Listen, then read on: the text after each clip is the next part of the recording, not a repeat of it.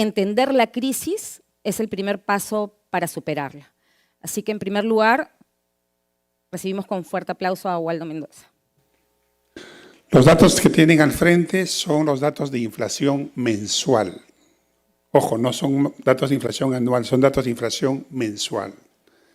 Fines de los 80, principios de los 90, teníamos inflaciones de 30, 40, 50, 120% mensual. Así estaba el Perú hacia fines de los 80. Producto Bruto Interno. El PBI peruano se caía a tasas impresionantes, 15%, 20%, parecía un terremoto, una catástrofe, pero era una crisis hecha básicamente por nosotros, ¿no? Déficit fiscal, las cifras históricamente peores de la historia contemporánea. Teníamos déficit que llegaban al 20% del Producto Bruto Interno. Entonces éramos un país fallido, ¿no? Por último, reservas internacionales netas, activos internacionales menos pasivos internacionales, por eso que pueden haber números negativos. A esa situación llegamos. Es decir, no solamente no teníamos dólares, sino más bien debíamos dólares, ¿no? Entonces ese es un resumen de cómo estaba el Perú hacia fines de los 80 y principios de los 90. Luego vino la estabilización que transformó radicalmente al Perú. En primer lugar, la tasa de inflación bajó sostenidamente. A los 10 años, en 1997, ya teníamos una inflación de un dígito anual y actualmente somos un país que tiene una inflación de 1.4% al año, ¿no? Así que eso fue producto de la política de estabilización de agosto del 90, de los cambios constitucionales de 1993, entre otras políticas bien hechas. El PBI per cápita, que es un indicador del ingreso promedio de la población peruana, más que se duplicó. En particular, los años 2003-2014 fueron años de crecimiento económico impresionante, de 5 o 6% al año. Entonces, mal que bien, salimos de la crisis, la situación fiscal. Tuvimos superávit fiscal en algunos años, cosa que no se veía en toda la historia contemporánea.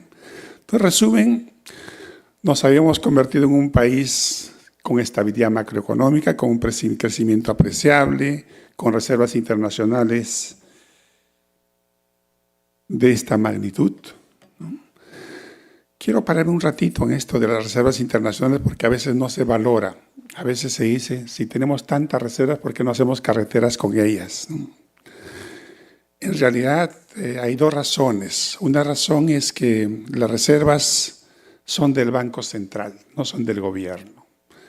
La segunda razón, quizá más importante, las reservas internacionales son como un seguro oncológico para el país, ¿no?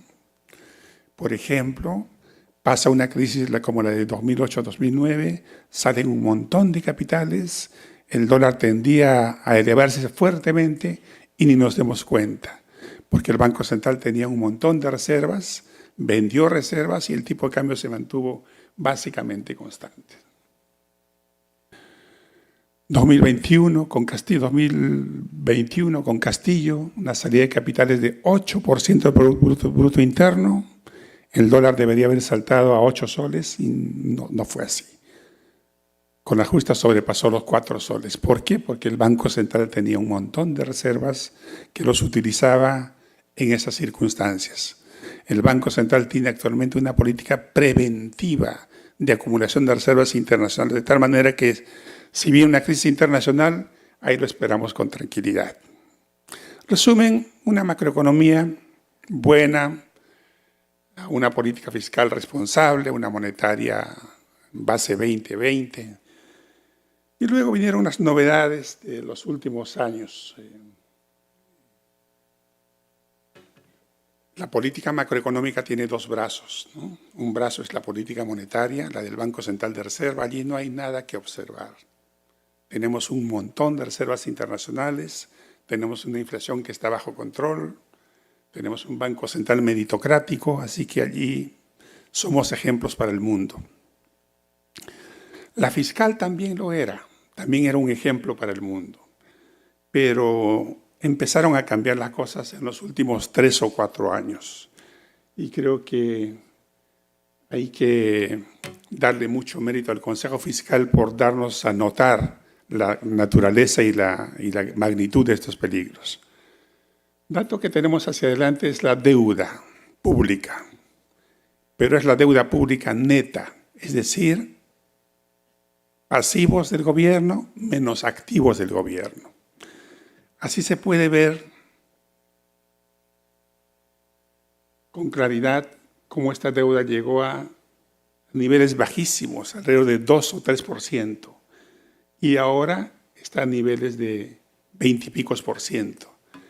Ha habido una elevación sustantiva de la deuda pública neta. Es importante este término porque lo que normalmente vemos es la deuda pública bruta, es decir, la evolución de los pasivos.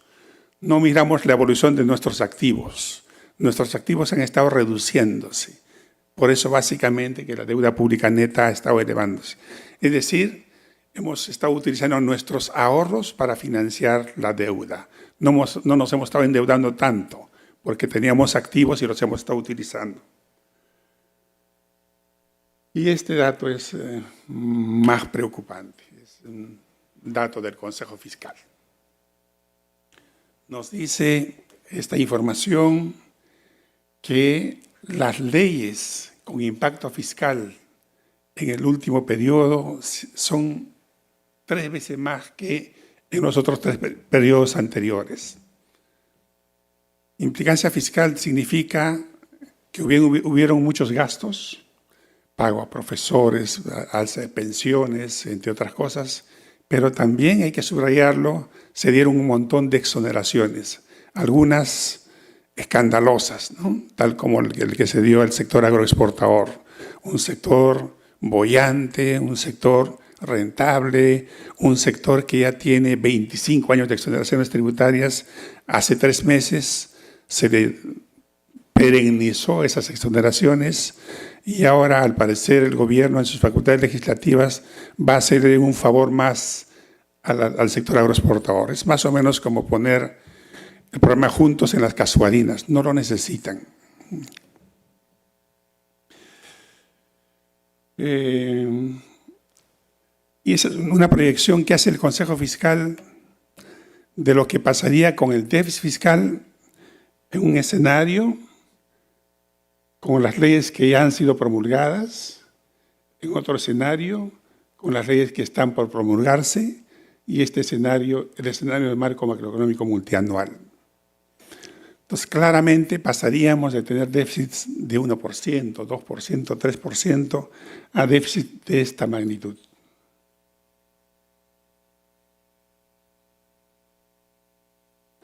La línea rojita es la que hay que ver. Esa es la proyección del déficit con las leyes que ya se han aprobado. La verdecita es la proyección del déficit con leyes que podrían aprobarse. Y la línea azul es el sueño del gobierno que pensaba que podía bajar el déficit a 1% del Producto Bruto Interno.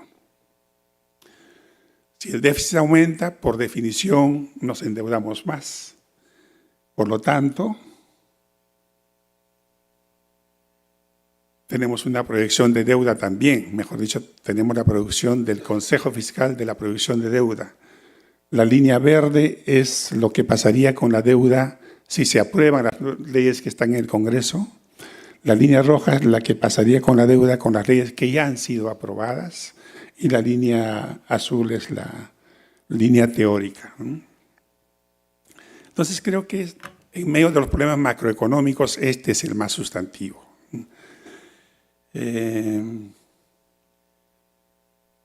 ¿Cuáles son los riesgos? Uno, el más posible, es que nuestro grado de inversión que con tanto sacrificio conseguimos puedan quitarnos. estamos, según algunas clasificadoras, en los límites de perder ese grado de inversión. ¿Qué habría que hacer? Un poco difícil, pero el Ministerio de Economía tiene dos potestades que no lo ha estado utilizando totalmente. Por un lado, cuando el Congreso da una ley con iniciativa de gasto o una ley que da exoneraciones, el MEF puede quejarse, puede reclamar, puede decir, esta ley no es buena, es inconstitucional. El Congreso seguramente dirá, muy bonita tu opinión, pero no te hago caso. Se promueve la ley. El MEF tiene un segundo camino, llevar esa ley inconstitucional al Tribunal Constitucional. No hemos estado haciendo uso mucho de ese mecanismo que sería útil incluso ahora hacerlo. Del otro gran riesgo nos va a hablar José Luis, pero lo presento nomás como un gráfico, es la evolución de las extorsiones, según cifras oficiales. Además del problema macroeconómico, este es sin duda el problema. Para no dejarlos desalentados, el Perú es una economía pequeña y abierta. Su destino depende de mucho de lo que pasa con el mundo. Y lo que pasa con el mundo tiene mucho que ver con los términos de intercambio, la relación de precios de exportaciones y de importaciones. Esa variable, términos de intercambio, está en su nivel más alto desde 1950. O sea, nunca antes los precios estuvieron tan buenos. Cuando los precios están buenos, la economía mejora automáticamente.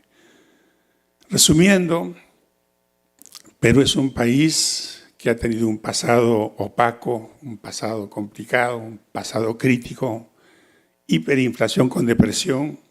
Hemos salido de eso, luego nos hemos recuperado. Ahora tenemos dos problemas fundamentales. En el plano macroeconómico, el problema fiscal, y en el plano ciudadano, la delincuencia, la extorsión y la violencia. Muchísimas gracias.